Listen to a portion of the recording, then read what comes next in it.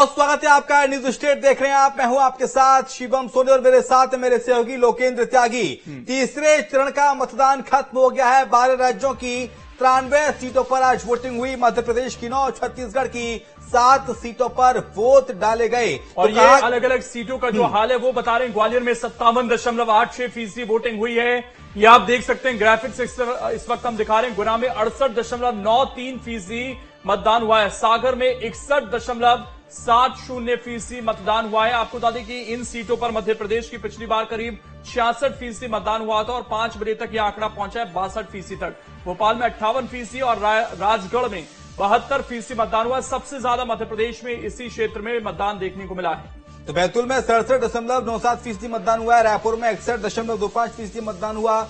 रायगढ़ में 75.84% वोट डाले गए हैं। सरगुजा में 74.17% मतदान दर्ज किया गया है। जांजगीर चांपा में 62.44% मतदान दर्ज हुआ है।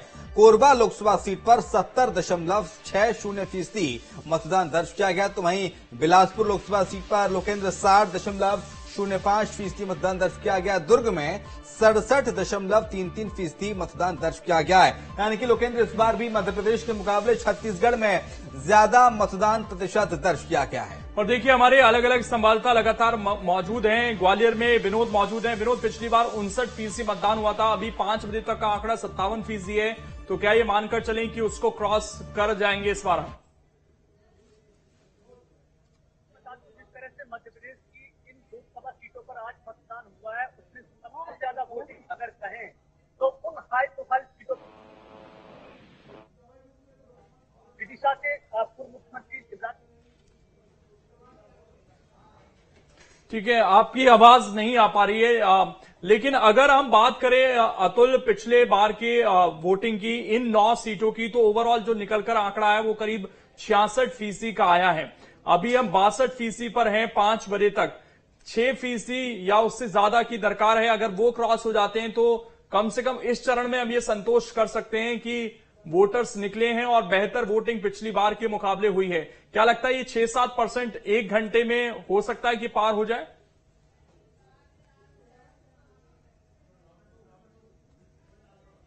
देखिए लोकेश, बिल्कुल ये समय भले ही वोटिंग का खत्म हो गया हो, लेकिन जो भी वोटर्स तय समय से पहले प्रोवाइंसेस में पहुंच चुके थे, केंद्र में पहुंच चुके थे, तो वहां पे उनकी वोटिंग लगातार चल रही है और ये कुछ देर और चलेगी। तो ऐसे में लोकेश ये कहना कि क्या वोटिंग परसेंट अभी और बढ़ेगा, तो निश्चित तौर पे वोटिंग परसेंट अभी और भी बढ़ेगा और देर रात तक थोड़ी सी स्थिति और क्लियर होगी कि आखिर कितना परसेंट वोट पड़ा। देखिए 3 से 4% तक वोट बनने का अनुमान लगा रहता है, क्योंकि 1 घंटे का बीच का ये गैप यानी कि 5 से 6 बजे तक का और 6 बजे के बाद अतिरिक्त जो अंदर वोटर्स है उनको वोट डालने का समय मिलता है। तो इस तरीके से एक जो निर्वाचन की तरफ से एक जो कहा जाता है कि कहीं ना कहीं इसमें 3 से 4% तक वोट बढ़ने की संभावनाएं रहती हैं। देखिए इसको अंडरलाइन करना होगा, लोकेन की संभावनाएं बनी रहती हैं। हालांकि देखिए अगर इस समय तक हम देख रहे हैं, राजगढ़ की बात करें या तमाम दूसरे जगहों की बात करें जिसमें खासतौर पर विदिशा या गुना सहित तमाम जो अलग अलग क्षेत्र है वहां पे इस बार ये मान के चला जा रहा था, क्योंकि दिग्गज चुनाव लड़ रहे थे और पूरी तरीके से पार्टी अपनी एक रणनीति के तहत जमीनी स्तर पे थी। तो इस बात का जरूर आकलन किया जा रहा था कि जो बीते 2 चरण है, इस बार जो तीसरे चरण में चुनाव होगा इसमें कुछ न कुछ अलग जरूर होगा। और उम्मीद सबको थी, कहीं ना कहीं निर्वाचन आयोग को भी थी और इसके साथ में सियासी दलों के साथ साथ तमाम मीडिया घरानों को भी थी कि तीसरा चरण जो है इसमें कुछ बेहतर परिणाम सामने निकल के आ सकते हैं मतदान को लेके। हुआ भी वही और होता भी वही दिखाई दे रहा है, क्योंकि देखिए लेकिन हमें इस बात को समझना होगा कि दूसरा चरण का जब मतदान चल रहा था उस समय सबसे बड़ी जो समस्या हमें सामने दिख रही थी खासतौर पर मतदान को लेके वो शादी के मुहूर्त को लेके थी। और उस दिन जिस दिन दूसरे चरण का मतदान संपन्न हुआ उस दिन मुहूर्त के हिसाब से तमाम जो लोग हैं बड़ी संख्या में शादी हो रही थी। इसका एक बड़ा प्रभाव मतदान के दिन हमें देखने को मिला। लेकिन आज कहीं ना कहीं गर्मी का सितम जरूर था, लेकिन लोगों में जिस तरीके से मैं उत्साह देख रहा था और खासतौर पर राजगढ़ में मैं देख रहा था कहीं ना कहीं अलग अलग विधानसभाओं में जब मैं जा रहा था पोलिंग बूथ के ऊपर, मतदान केंद्रों के ऊपर, तो लोगों की कतारें दोपहर में लगभग 3 बजे तक मुझे दिखाई दी। हालांकि 3 से लेके 4 साढ़े 4 बजे तक का थोड़ा सा इक्का तुक्का जरूर थोड़ी सी ऊपर नीचे जरूर हुआ, लेकिन फिर एक बार कतार लगी और उसके बाद मतदान 6 बजे तक होता हुआ मुझे दिखाई दिया। और जब 6 बजे का समय था जिस मतदान केंद्र पे मैं इस समय मौजूद हूँ लोकेश, वहां पे मैंने देखा कि जब 6 बजे तो कुछ लोग कम से कम 5 से 7 लोग बाहर खड़े हुए थे जो कतार में थे, उन्हें अंदर ले लिया गया। उसके बाद ये गेट बंद कर दिया गया। ये अमूमन ये अलग अलग विधानसभा अलग अलग पोलिंग बूथ पे यही स्थिति बनी होगी। तो ऐसे में कुछ घंटे का हमें इंतजार और करना होगा इस बात को समझने के लिए कि आखिर वोट किस ठीक है, एक बार फिर से हम विनोद के पास चलते हैं। अगर राजगढ़ का जिक्र करूं तो राजगढ़ में 2019 छत्तीसगढ़ ये चलते हैं अंकुश के पास लोकेंद्र, और अंकुश का रुख कर लेते हैं। अंकुश, छत्तीसगढ़ में जो मतदान प्रतिशत लगातार बढ़ रहा है, हम देखते आ रहे हैं पिछले पहले, दूसरे और तीसरे चरण में, ये बढ़ा हुआ मतदान प्रतिशत किस ओर इशारा करता है, किसके पक्ष में जाता नजर आता है अंकुश?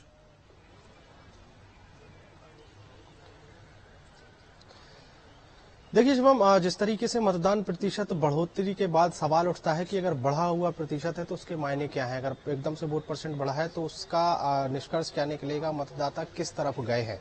ये पिछले 2-3 चुनावों के आंकड़ों की अगर हम बात करें तो छत्तीसगढ़ में 2018 का विधानसभा चुनाव एक बड़ा ही महत्वपूर्ण उदाहरण हो सकता है। 2018 के विधानसभा चुनाव के बाद परिणाम क्या आए थे वो पूरा देश जानता है, लेकिन उसके बाद जब 2023 का विधानसभा चुनाव संपन्न हुआ तो उसमें भी कुछ इसी तरीके के आंकड़े देखने को मिले थे। मतदान प्रतिशत सेम लगभग उसी के आसपास था जो 2018 में रहा है। तो इस बात से अंदाजा लगाना थोड़ा सा ये मुश्किल हो जाता है कि बढ़ा हुआ मतदान प्रतिशत किस तरफ जाएगा, किस तरफ नहीं जाएगा।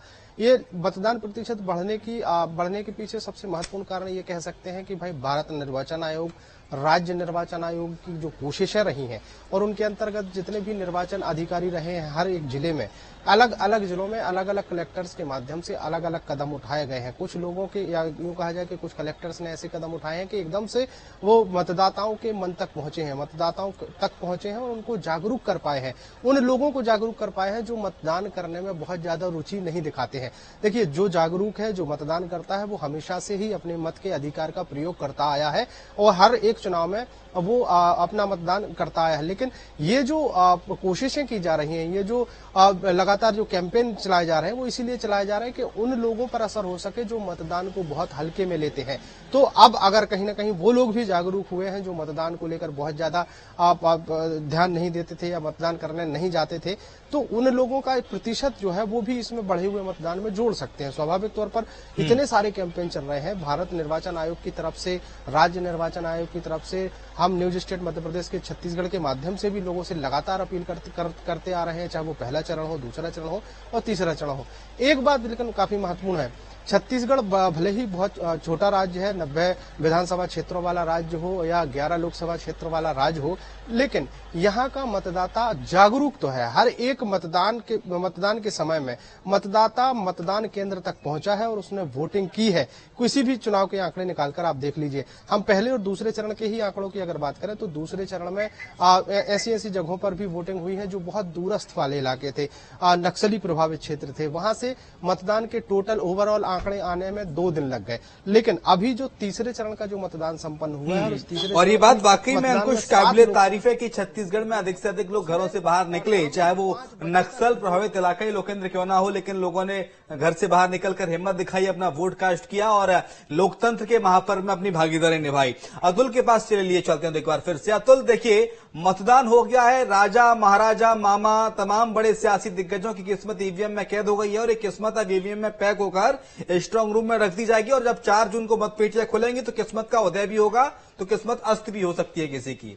ऐसे में आज जब पूरा दिन वोटिंग चली, किसी प्रकार की कोई घटना देखने को तो नहीं मिली पूरे प्रदेश पर से, किसी प्रकार की कोई इस तरह की तस्वीर जो विचलित करती हो?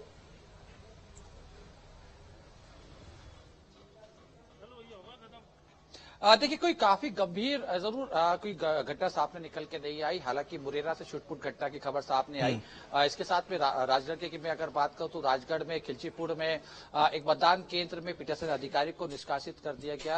आरोप ये लगाया जा रहा था कि जो पीठासीन अधिकारी है वो शराब के नशे में है। इसके अलावा खिलचीपुर के गांव में मतदान का बहिष्कार किया गया अपनी मांगों को लेकर। नरसिंहगढ़ जहां पे मैं इस समय मौजूद हूं, यहाँ पे भी सटा हुआ एक गाँव है, यहाँ पे भी एक गाँव ने वोटिंग का बहिष्कार किया। हालांकि निर्वाचन ने बाद में इस तमाम मामले में हस्तक्षेप किया और आगे का रास्ता तय करने की बात कही। देखिए इस बात में क्योंकि तीसरा चरण था और तीसरे चरण में शिवम हम इस बात को समझ रहे थे कि ये तीसरे चरण का जो मतदान है इसमें कई दिग्गजों की जो साख है दांव पे लग चुकी है और उस चुनाव दाग से इन तमाम चीजों से बाहर निकलने के लिए यानी कि जीत का सहरा पहनने के लिए इन तमाम दिग्गजों ने एड़ी चोटी का जोर भी लगाया। हम खास ज्योतिराज सिंधिया की अगर हम बात करें, देखिए तमाम ज्योतिराज सिंधिया अपनी पूरी टीम के साथ और खास तौर पर परिवार के सदस्यों के साथ हमें प्रचार करते हुए दिखाई दिए। प्रियदर्शनी राजेश सिंधिया या तमाम उनके पुत्र की अगर हम बात करें, उन्होंने तो पूरी तरीके से चुनावी मैदान संभाला और अकेले ही किला लड़ाते हुए हमें दिखाई दिए। इसके अलावा अगर हम देखें दिग्विजय सिंह की बात करें, दिग्विजय सिंह में भी खास तौर पर हमें देखने को मिला कि दिग्विजय के साथ साथ उनके जो पुत्र है जयवर्धन सिंह या उनके जो भाई हैं लक्ष्मण सिंह, तमाम ये जो लोग हैं ये भी चुनावी मैदान में हमें दिखे। एक पूरा रणनीति का खाका तैयार किया गया, सिस्टमैटिक तरीके से कार्यकर्ताओं को पूरी रणनीति समझाई गई। उसके बाद चुनावी मैदान में उतरे क्योंकि देखिए दिग्विजय सिंह की बात को समझ चुके थे क्योंकि राजगढ़ का जो तासीर है बहुत जुदा तासीर है सियासत की। एक दौर था जब राजगढ़ के अंदर जो है बीजेपी और संघ का एक दावा यहाँ पे दावेदारी मानी जाती थी, मजबूत पकड़ मानी जाती थी, जनसंघ की यहाँ पे पकड़ मानी जाती थी। उसके बाद दिग्विजय सिंह का हस्तक्षेप यहाँ पे हुआ। दिग्विजय सिंह जब 1984 में मंत्री बनने के बाद जब राजगढ़ की तरफ उनका रुख हुआ तो उसके बाद उन्होंने राजगढ़ में ज्यादा खासी पकड़ मजबूत करी। उसके बाद हमने अब देख रहे हैं कहीं ना कहीं 8 विधानसभा में से 6 विधानसभा 7 विधानसभा जो है वो बीजेपी के पास है, तो एक बार फिर पकड़ कांग्रेस की कमजोर हुई। तो जमाने के साथ यहाँ की सियासी जो है बिल्कुल कई जानकार ये मानते हैं कि दिग्विजय सिंह उस तरीके से यहाँ पर सक्रिय भी नहीं थे और ऐसा नहीं है कि ये कांग्रेस का कोई गढ़ बन गया हो। हालांकि अगर वो इसे जीत लेते हैं तो जाहिर तौर है कांग्रेस की बहुत मदद करेंगे। लेकिन संदीप, अभी जब 4-5 महीने पहले विधानसभा का चुनाव होता है और वहां 2% वोटिंग बढ़कर करीब अगर वो आंकड़ा लगभग 78% को छूता है तो वो 4-5 महीने में, क्योंकि हम ये मानकर चलते हैं कि विधानसभा लोकसभा की वोटर लिस्ट भी एक जैसी होती है अमूमन, तो इतना डिफरेंस कैसे आ जाता है? 10-15% वोटर उतने उत्साहित क्यों नहीं होते हैं इस चुनाव को लेकर?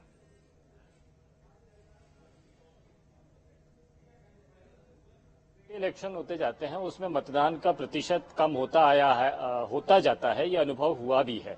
इससे विधानसभा के और नीचे जाएंगे हम तो नगर पालिका नगरीय निकायों के जो इलेक्शन होते हैं वहां पर 80%, 85% तक 88% तक मतदान होता है। पंचायत स्तर पर होने वाले इलेक्शन में इससे और ज्यादा मतदान होता है क्योंकि बहुत निचले स्तर के निकायों का मामले में मतदान होता है और मैन टू मैन मार्किंग करके एक एक आदमी को, एक एक वोटर को अपने पक्ष में करने की कोशिश की जाती है। कई निर्दलीय भी मैदान में होते हैं, इसलिए वोट परसेंट बढ़ता है। और ये आमतौर पर माना जाता है कि लोकसभा के इलेक्शन में दिलचस्पी जो है मतदाताओं की उतनी ज्यादा नहीं होती जितने लोकल इलेक्शन में होती है। लोकल इलेक्शन में छुट्टियां लेकर लोगों को बुलाया जाता है, बाहर जो काम करते हैं उनको बुलाया जाता है और फिर मतदान करवाया जाता है। इसके लिए स्पेशल कैंपेन भी चलती है। लेकिन लोकसभा के इलेक्शन में आमतौर पर ऐसा नहीं होता है। और विधानसभा का इलेक्शन चूंकि राज्य में सरकार बनाने का है तो 4-5 महीने पहले ही ये कवायद एक बार कोई कर चुका है। लोकसभा के इलेक्शन में आमतौर पर उतनी दिलचस्पी नहीं दिखाई जाती है। अभी हमने ये देखा है कि कई पोलिंग बूथ पे 50% तक वोट हुए हैं। जब पता लगाने की कोशिश करी तो ये पता लगा कि वो लोग नौकरी करने के लिए उन्हीं के घरों के बच्चे बाहर हैं या पढ़ाई के सिलसिले में दिल्ली, मुंबई, बेंगलोर, हैदराबाद में नौकरी में पहुंचे हुए हैं। अब वो 4-5 महीने पहले की छुट्टी के बाद में दोबारा इतनी छुट्टी लेकर केवल मतदान करने के लिए आ पाए, ये मुमकिन नहीं होता। इसीलिए एक मतदान केंद्र पर जहां पर 1000 से 12 वोटर्स होते हैं वहां 50%, 60% तक ही वोटिंग होती है और यही एवरेज होता है। विधानसभा इलेक्शन और निकाय के इलेक्शन में ये आंकड़ा बढ़ जाता है क्योंकि उनको बुलाया जाता है। तो वो जो दिलचस्पी जो कैंडिडेट है या राजनीतिक दल है वो उतनी दिलचस्पी लोकसभा इलेक्शन में नहीं ले रहे हैं। शायद इस वजह से मतदान का प्रतिशत कम हो रहा है। और देखिए, पहले ये एक धारणा बनी होती थी कि मतदान केंद्र पर जब भी आप जाएंगे तो आपको लंबी लंबी कतारें मिलेगी, लेकिन अब वक्त बदल चुका है। चुनाव आयोग ने इतनी सुविधाएं दे दी हैं, यानी आप इन दिनों में जो भीषण गर्मी का हवाला दे रहे हैं, वो अगर वोटर आप मतदान केंद्र पर आएंगे तो आपके लिए छाछ का इंतजाम है, ठंडे पानी का इंतजाम है, कूलर तक लगे हुए हैं, पंखे लगे हुए हैं। आपको धूप में खड़ा रहना पड़ेगा तो उसके लिए चिंता करने के लिए 8 से 10 लोग तुरंत पहुंचेंगे और आपका ध्यान रखेंगे। और इसके अलावा जो पहले किसी स्कूल में 1 या 2 पोलिंग बूथ हुआ करते थे, अब वो उन पोलिंग बूथ की संख्या अब बढ़ा दी गई है, 4 से 5 हो गए, यानी कतारों को अब उतनी ज्यादा कतारें देखने को नहीं मिलती हैं। बिल्कुल सारी सुविधा दी गई है, लेकिन उसके बावजूद हम देख रहे हैं संदीप की थोड़ा सा वोटर्स अभी भी वो जागरूकता नहीं दिखाते हैं। ग्वालियर हम चलेंगे, विनोद हमारे साथ जुड़ गए हैं। विनोद, अगर इस पूरे अंचल में हम देखें तो गुना में करीब अभी 2% का डिफरेंस है, 70% पिछली बार, 68% अभी पहुंचा है। ग्वालियर में भी करीब इतना ही है, 59% 2019 और अभी 57.86%। भिंड में लेकिन डिफरेंस ज्यादा है, पिछली बार 54% था, अभी 50% तक का आंकड़ा है। और मुरैना में थोड़ा और बढ़ जाता है, जहां पिछली बार 61% था, अभी 55% तक का ही डेटा आया है। तो क्या लग रहा है कि ये जो गैप है कुछ जगह शायद ही भर पाए अब? बिल्कुल, देखिए लोकेंद्र, अगर हम इन सीटों पर मतदान के प्रतिशत की बात करने से पहले ये देखें कि जिन सीटों पर ज्यादा वोटिंग और परसेंट बढ़ा है, वहां बड़े चेहरे चुनाव मैदान में हैं, चाहे वो दिग्विजय सिंह हो राजगढ़ में, या फिर पूर्व सीएम शिवराज सिंह चौहान हो विदिशा में, या फिर ज्योतिरादित्य सिंधिया गुना में हो। तो मध्य प्रदेश की इन लोकसभा सीटों पर प्रतिशत ज्यादा है। तो इसके क्या मायने हैं, क्या नहीं मायने हैं, ये तो जब परिणाम आएगा तब पता चलेगा। लेकिन मैं देख रहा हूं जिस तरह से भिंड, मुरैना और ग्वालियर की आप बात कर रहे हैं, तो सबसे पहले मैं मुरैना का आपको बता दूं, मैं देख रहा हूं जो इलेक्शन कमीशन ने जारी किया है उसमें दिमनी विधानसभा, जहां से पूरे अगर लोकसभा की बात करें तो 55.25% वोटिंग हुई है और दिमनी में केवल 50.17%। यहां से विधानसभा अध्यक्ष नरेंद्र सिंह तोमर विधायक हैं। दूसरी ओर सुमावली है जहां केवल 50% वोटिंग हुई है, यहां से प्रदेश सरकार के मंत्री ऐदल सिंह कंसाना है। इसी तरह हम ये देख रहे हैं कि भिंड की अगर बात करें तो भिंड लोकल जो शहर है भिंड विधानसभा, वहां 44% वोटिंग हुई है, यहाँ बीजेपी के विधायक हैं। और इससे थोड़ा सा बड़ा है तो बात करते हैं अटेर विधानसभा, अटेर में 45%, यहाँ कांग्रेस के विधायक हैं। तो ये दो ऐसे विधानसभा क्षेत्र हैं जो पूरे भिंड के मतदान के प्रतिशत को प्रभावित कर रहे हैं। ग्वालियर का मैं और बता दूं आपको 1 मिनट में, ग्वालियर का जो ग्वालियर पूर्व विधानसभा है, या विधानसभा चुनाव में भी 50% वोटिंग हुई थी और अभी भी 50.7% वोटिंग हुई है। ग्वालियर में अगर सबसे ज्यादा कहीं वोटिंग हुई है तो वो हुई है करेरा और पौरी। करेरा पौरी वैसे तो शिवपुरी जिले में है, ज्योतिरादित्य सिंधिया का जो लोकसभा क्षेत्र है, लेकिन शिवपुरी की ये 2 विधानसभा सीटें ग्वालियर में आती हैं, जहां सबसे ज्यादा 63 और 60% हुआ है। हालांकि जो डबरा है, डबरा में 62 कांग्रेस का विधायक, एससी सीट, रिजर्व सीट, वहां वोट और परसेंट बढ़ा है। तो मायने में ये आपको समझाने की कोशिश कर रहा हूं, जहां जनरल कैटेगरी का वोटर ज्यादा है वहां ऐसा अनुमान मुझे लग रहा है कि परसेंटेज ऑफ वोट कम हुआ है। तो कहीं ना कहीं देखिए जिस तरह से जहां बड़े दिग्गज नरेंद्र सिंह तोमर भी मुरैना से आते हैं, दिमनी से आते हैं, वहां वोट का प्रतिशत कम होना कहीं ना कहीं ये दर्शा रहा है कि लोगों ने इस चुनाव में रुचि नहीं ली। नहीं तो ये परसेंटेज करेरा और पौरी की तरह आगे बढ़ता, क्योंकि वो ज्योतिरादित्य सिंधिया के क्षेत्र में जब इतना % ऑफ वोट बढ़ा, शिवराज सिंह चौहान के में बढ़ा, दिग्विजय सिंह के में बढ़ा, तो फिर नरेंद्र सिंह के लोकसभा क्षेत्र में आखिर कैसे कम रह गया, ये समझने वाली बात होगी। फिलहाल तो देखिए अभी और आने हैं, अपडेट आएगा तो हो सकता है 2 या 3% का इजाफा इसमें हो जाए। तो पिछली बार के लोकसभा चुनाव की तुलना करें तो उससे परसेंटेज बढ़ने की पूरी संभावना है। ठीक है, एक बार विदिशा लिए चलते हैं। गौरव हमारे साथ, हमारे सहयोगी लगातार विदिशा से जुड़े हुए हैं। गौरव, विदिशा में आप पहुंचे थे आज, इस बार आपने क्या मुद्दे देखे, कौन कौन से वो मुद्दे हैं जिन्हें लेकर जनता आज घरों से बाहर निकली, अपना वोट कास्ट किया?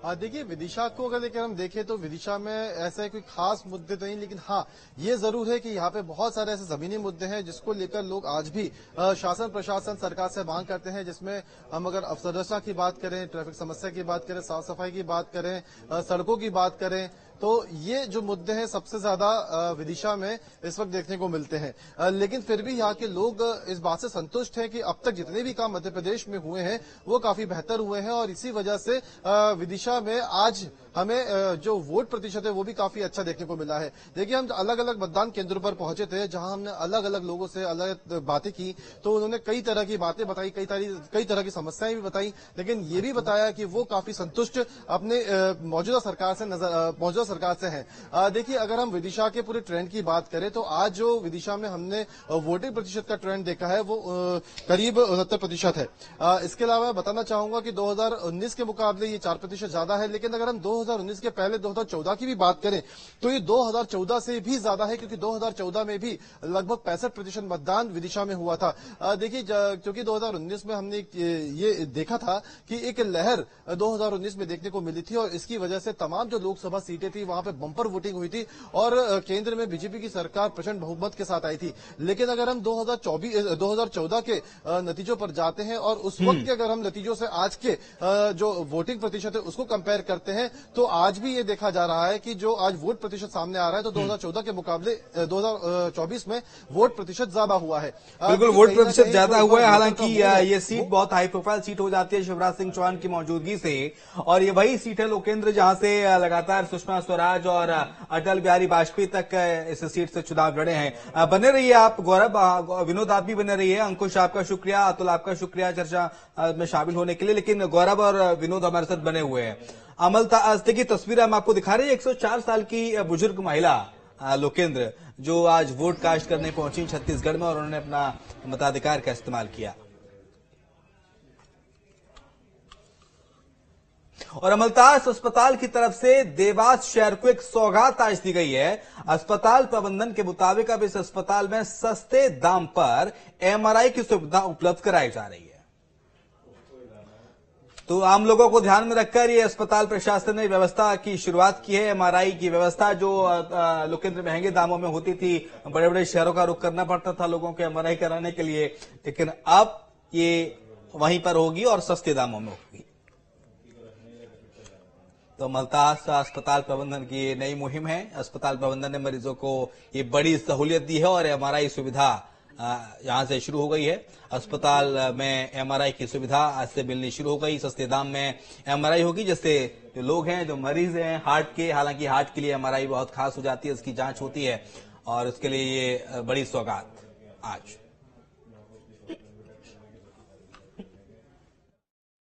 अमलतास इंस्टीट्यूट के माध्यम से देवास की जनता को मिल रही है। पहला, हाई रेजोल्यूशन एमआरआई की आज से शुरुआत हुई है। तो जो बहुत छोटे छोटे लीजन्स होते हैं या फिर बहुत छोटे ट्यूमर्स होते हैं, उनका डिटेक्शन भी अब आराम से यहाँ पर हो पाएगा। और अच्छी बात यह है कि जो बाकी प्राइवेट हमारे टेस्टिंग सेंटर्स हैं उसकी तुलना में ये काफी चीप रहेगा। तो देखिए, आपने अमलतास अस्पताल के चेयरमैन को सुना और आज से एमआरआई की सुविधाएं शुरू हो गई है। अस्पताल प्रबंधन की ये नई मुहिम है। तो 5 बजे तक का मतदान प्रतिशत आ गया है। 6 बजे तक का मतदान प्रतिशत लोकेंद्र आना और बाकी उम्मीद जताई जा रही है कि 6 बजे जब मतदान प्रतिशत आएगा वो और ज्यादा उसमें इजाफा होगा। फिलहाल वक्त एक ब्रेक का, ब्रेक के उस पार भी खबरें जारी है।